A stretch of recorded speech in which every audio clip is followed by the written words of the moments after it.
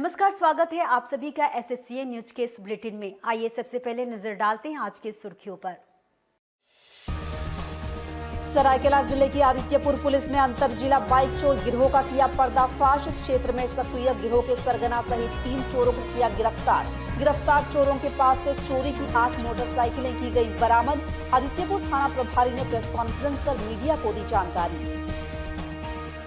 छठे माह जन्मे बच्चे को मेडिनोवा नर्सिंग होम में मिला जीवन दान। समय पूर्व जन्म होने से बच्चे में थे कई गंभीर बीमारियों के लक्षण। आदित्यपुर के मेडिनोवा नर्सिंग होम की एनआईसीयू में हुआ इलाज।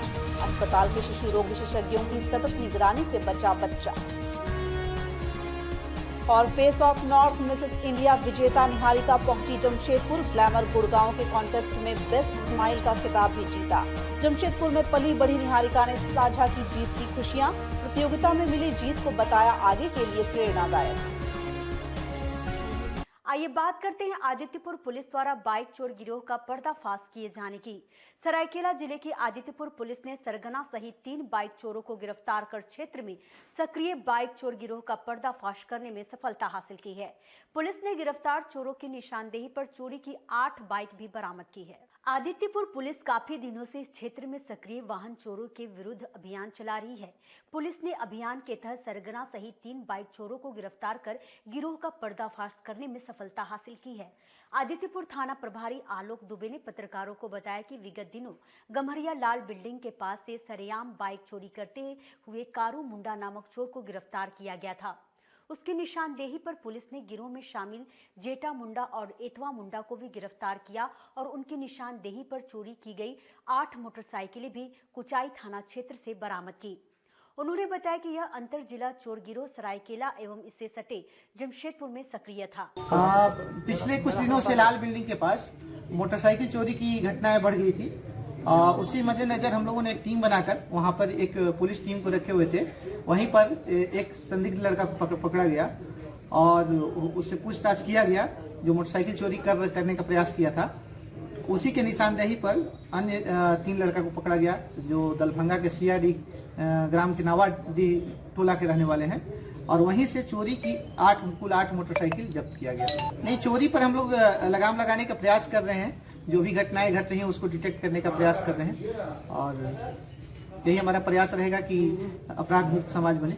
हाँ, ये लड़के लोग नए लड़के हैं और इन लोग का शौक एक प्रकार से कह लीजिए पैसा कमाने का, और उसी शौक के चक्कर में ये लोग गलती काम कर बैठे हैं। आइए बात करते हैं आदित्यपुर के मेडिनोवा नर्सिंग होम में समय पूर्व जन्मे बच्चे को जीवन दान मिलने की। सरायकेला जिले के आदित्यपुर स्थित मेडिनोवा नर्सिंग होम के चिकित्सकों ने मात्र 6 माह में जन्मे बच्चे को वहां एनआईसीयू में भर्ती कर जीवन दान दे दिया है। गर्भधारण के 6ठे महीने में ही जन्म लेने वाले इस बच्चे का चिकित्सकों ने एनआईसीयू में सतत निगरानी कर यह कारनामा कर दिखाया। गर्भकाल के 6ठे महीने में जन्म लेने वाले बच्चों को बचाना बहुत कठिन होता है। इसके लिए नवजात को एनआईसीयू में रखकर विशेष देखभाल की जरूरत पड़ती है। पश्चिमी सिंहभूम निवासी सीमा दास नाम की महिला का एमजीएम अस्पताल में विगत 17 अक्टूबर को 6ठे महीने में ही प्रसव हो गया। महिला के महज 700 ग्राम के नवजात बच्चे को बचाना कड़ी चुनौती थी। उसके बचने की काफी कम उम्मीद थी, लेकिन मुख्यमंत्री आयुष्मान भारत योजना से जुड़े रहने के कारण बच्चे का संपूर्ण और बेहतर इलाज मेडिनोवा नर्सिंग होम के शिशु रोग विशेषज्ञ डॉक्टर राजेश कुमार और अस्पताल की महिला रोग विशेषज्ञ डॉक्टर रश्मि वर्मा की देखरेख में एनआईसीयू में शुरू हुआ। विगत 2 महीने से एनआईसीयू में भर्ती समय पूर्व जन्मे बच्चे की लगातार 2 महीने हुई देखभाल के बाद अब वो पूरी तरह स्वस्थ है।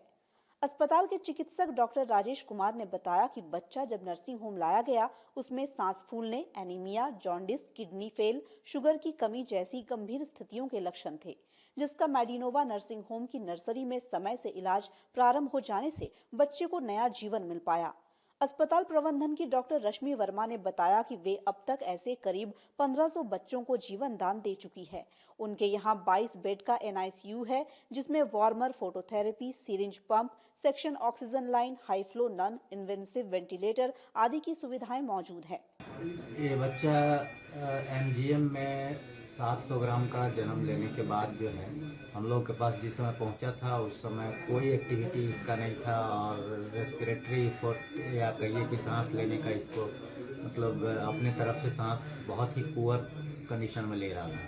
हम लोगों ने यहाँ पे बहुत मेहनत करके उसको पहले रिससिटेट किया इमरजेंसी रूम में, उसके बाद यहाँ पे NICU में हम लोगों ने उसको रखा। NICU में उसको जो है सो हाई फ्लो पे रखना पड़ा, साथ में जो है सो बीच बीच में एपनिया होना, सेप्सिस होना, कुछ जो है सो ब्लड का कमी होना, उसका इलेक्ट्रोलाइट्स का कमी होना, कैल्शियम का जो है सो कमी होना, तो बीच बीच में होते रहा। और धीरे धीरे हम लोगों के स्टाफ के अथक प्रयास के कारण और यहाँ पे जो डॉक्टर रश्मि वर्मा हैं उनकी देखरेख में सारे स्टाफ का बहुत योगदान रहा, जिसके कारण ये बच्चा बचाया जा सका। और बात करते हैं मिसेज इंडिया निहारिका द्वारा ग्लैमर यात्रा की खुशियां साझा किए जाने की।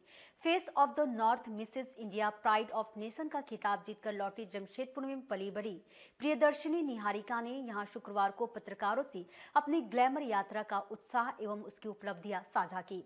प्रियदर्शिनी निहारिका ने बताया कि उन्हें बेस्ट स्माइल के खिताब से भी नवाजा गया है। बता दें कि जमशेदपुर में जन्मी एवं पली बढ़ी प्रियदर्शिनी निहारिका हाल ही दिल्ली में ग्लैमर गुड़गांव द्वारा आयोजित Mrs India pride of nation 2021 का खिताब जीता है।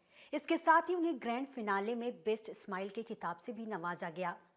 पुरस्कार जीतने के बाद जमशेदपुर पहुंची निहारिका ने पत्रकारों को बताया कि महिलाओं को सशक्त बनाने के साथ ही उनके वास्तविक सौंदर्य एवं ज्ञान के प्रदर्शन के लिए आत्मविश्वास से भरने के उद्देश्य से आयोजित इस प्रतियोगिता में पुरस्कृत होकर उनकी बचपन से ग्लैमर वर्ल्ड से जुड़ने की ख्वाहिश पूरी होती नजर आ रही है। जमशेदपुर के सेक्रेड हार्ट कॉन्वेंट की पूर्व छात्रा निहारिका ने कहा कि ताज पहनने का पल बहुत शानदार था, लेकिन उसके साथ आई जिम्मेवारियों को निभाने के लिए भी वे पूरी तरह तैयार हैं। निहारिका ने बताया कि इस प्रतियोगिता से उन्हें बहुत कुछ सीखने को मिला। इससे उन्हें हर क्षेत्र में अपनी प्रतिभा, अपने सौंदर्य, जीवन मूल्यों के बेहतर प्रदर्शन के लिए प्रेरणा मिली है। उन्होंने बताया कि पुरस्कार मिलने से वे पहले की तुलना में अधिक उत्साहित महसूस कर रही हैं। कुछ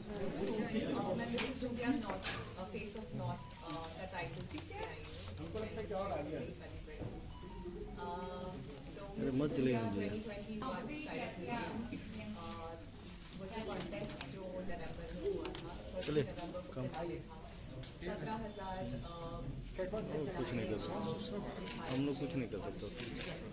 128 लोगों कुछ करना है 128 में टॉप 10, टॉप 5 एंड 10 मेरा जो जुरिस्डिक्शन है वो नॉर्थ जोन है। मेरा पीरियड 1 ईयर का कुछ करना है क्या? हाँ, उम्मीद है कि सूनर और लेटर कभी अगर मौका मिलेगा तो मैं जरूर करूँगी। ठीक है।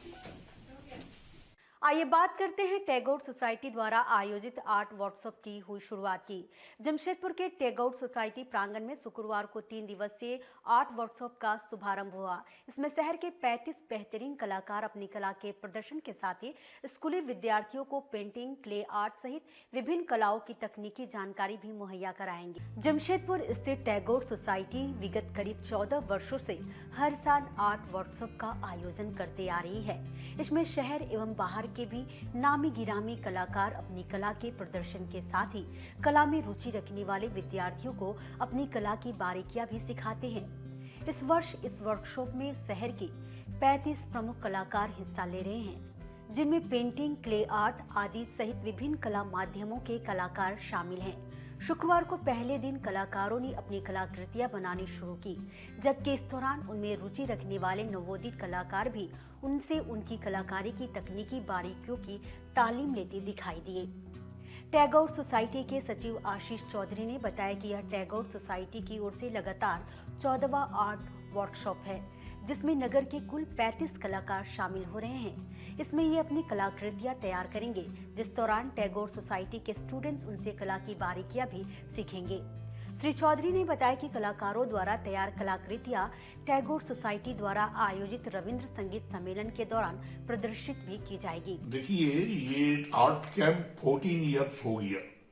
ये 14 आर्ट कैंप है। इसमें हमारा टैगोर सोसाइटी का टीचर लोग भी है और साथ में जमशेदपुर में जितना नामी गामी आर्टिस्ट है वो लोग भी इसमें आए हैं और भाग लिए हैं। ये 3 रोज ये लोग यहाँ पर ये करेंगे पेंटिंग।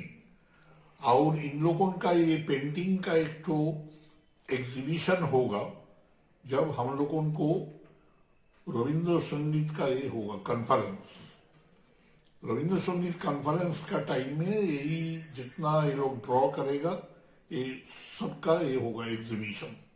और इसमें हम लोगों का उद्देश्य यही है कि हम लोगों को स्टूडेंट जो लोग हैं करीब 100-150 स्टूडेंट है सीनियर क्लास का 4th, 5th, 6th ईयर, इन लोगों को काम देखेगा, इन लोगों से पूछेगा और इन लोगों को कुछ नॉलेज गैदर होगा।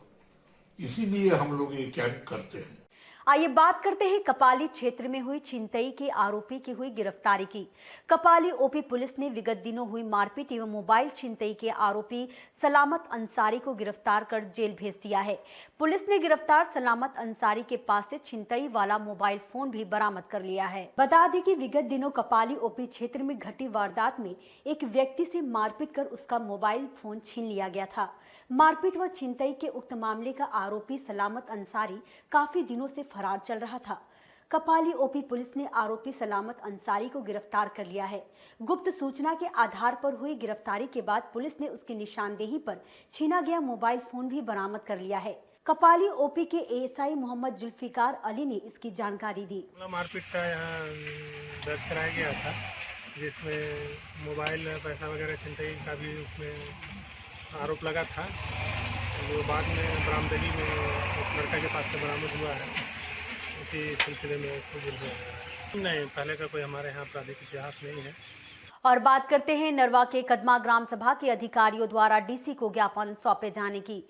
जमशेदपुर से निकट नरवा के कदमा मौजा की ग्राम सभा के लोगों ने शुक्रवार को जमशेदपुर में उपायुक्त को एक ज्ञापन सौंपा। ज्ञापन में गांव के भूमिहीन मुकरू मांझी को आवंटित जमीन पर गांव के वैष्णव समाज द्वारा शमशान के नाम पर कब्जा किए जाने की शिकायत करते हुए उसे न्याय दिलाने की मांग की गई है। बता दें कि नरवा के कदमा मौजा की ग्राम सभा के सदस्यों ने भूमिहीन ग्रामीण मुकरू मांझी के साथ जमशेदपुर स्थित उपायुक्त कार्यालय पहुंचकर उन्हें एक ज्ञापन सौंपकर भूमिहीन ग्रामीण मुकरू मांझी की समस्या से उन्हें अवगत कराया।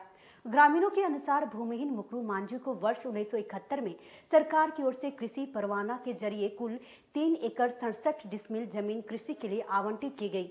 मुकरू उस पर खेती करता आ रहा है, लेकिन 2 वर्ष से गांव के वैष्णव समाज के अशोक दास, अमर कुमार दास, घासीराम दास एवं तपन कुमार दास व अन्य शमशान बनाने के नाम पर उसकी जमीन पर कब्जा कर रहे हैं। यही नहीं, विरोध करने पर उसे जान मारने की धमकी भी देते हैं। ग्रामीणों ने धालबुम अनुमंडलाधिकारी से इसकी शिकायत भी की, लेकिन उस पर कोई कार्रवाई नहीं हुई। इससे परेशान मुकरू मांझी ने ग्राम सभा के लोगों के साथ डीसी ऑफिस पहुंचकर उनसे शिकायत करते हुए न्याय की गुहार लगाई। कदमा के ग्राम प्रधान रहीम हेम्ब्रम ने बताया कि वे लोग गांव के गरीब मुकरू मांझी की जमीन बचाने की कोशिश कर रहे हैं। इसकी शिकायत लेकर वे लोग उपायुक्त से मिलने आए हैं।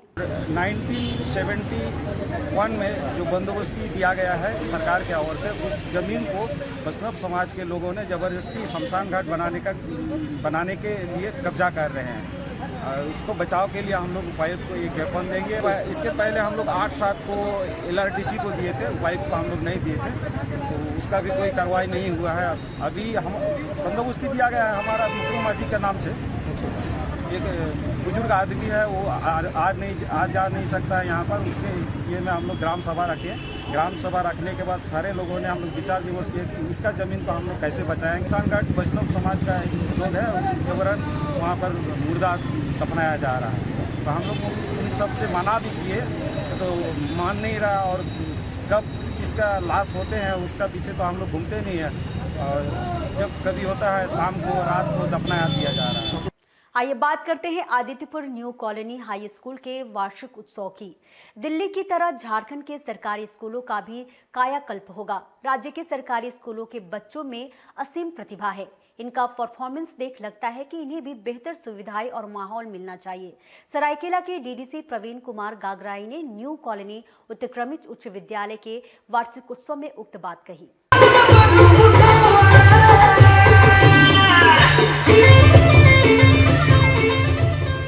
आदित्यपुर न्यू कॉलोनी उत्क्रमित उच्च विद्यालय का वार्षिक उत्सव सह पुरस्कार वितरण समारोह आयोजित हुआ। समारोह में डीडीसी प्रवीण कुमार गगराई मुख्य अतिथि थे, जबकि पूर्व नगर परिषद उपाध्यक्ष पुरेंद्र नारायण सिंह, डीआरडीए निदेशक उमा महतो, पार्षद नथुनी सिंह, सिंहभूम बंगिया एसोसिएशन के अध्यक्ष पीके नंदी सहित अन्य लोग विशिष्ट अतिथि के रूप में उपस्थित थे। मुख्य अतिथि प्रवीण कुमार गगराई ने राज्य स्तरीय प्रतियोगिता मुख्यमंत्री स्वच्छ विद्यालय का अवार्ड न्यू कॉलोनी उत्क्रमित उच्च विद्यालय को मिलने और इस वर्ष मैट्रिक में 100% रिजल्ट होने पर प्राचार्य संध्यारानी प्रधान के अहम योगदान को देखते हुए उन्हें पुरस्कृत किया। समारोह में अन्य गणमान्य लोग भी उपस्थित रहे। सरकारी विद्यालयों में ये जो वार्षिक उत्सव मनाया जा रहा है, ये बच्चों के लिए शिक्षा के विकास के लिए अत्यंत ही बहुत अच्छा पहल है, सरकार द्वारा किया जा रहा है। बच्चों का उत्साह देख के बनता है और हम देख रहे हैं कि यहाँ और भी सुविधाओं की कमी है, इसको हम लोग किस तरह से पूरा कर सकें। ये केयर तो चाहिए बच्चों को, बहुत अच्छा लगता है। हम लोग भी देखते हैं, आप लोग भी न्यूज़ में देखते हैं कि किस तरह से दिल्ली सरकार अपने स्कूलों को पब्लिक स्कूल का टक्कर देती है, तो हम उम्मीद करते हैं कि सरकार इस पर ध्यान देगी। आज के इस बुलेटिन में बस इतना ही। हम फिर हाजिर होंगे कुछ और नई खबरों के साथ। तब तक के लिए SSCN न्यूज की पूरी टीम की ओर से मुझे दीजिए इजाजत। नमस्कार।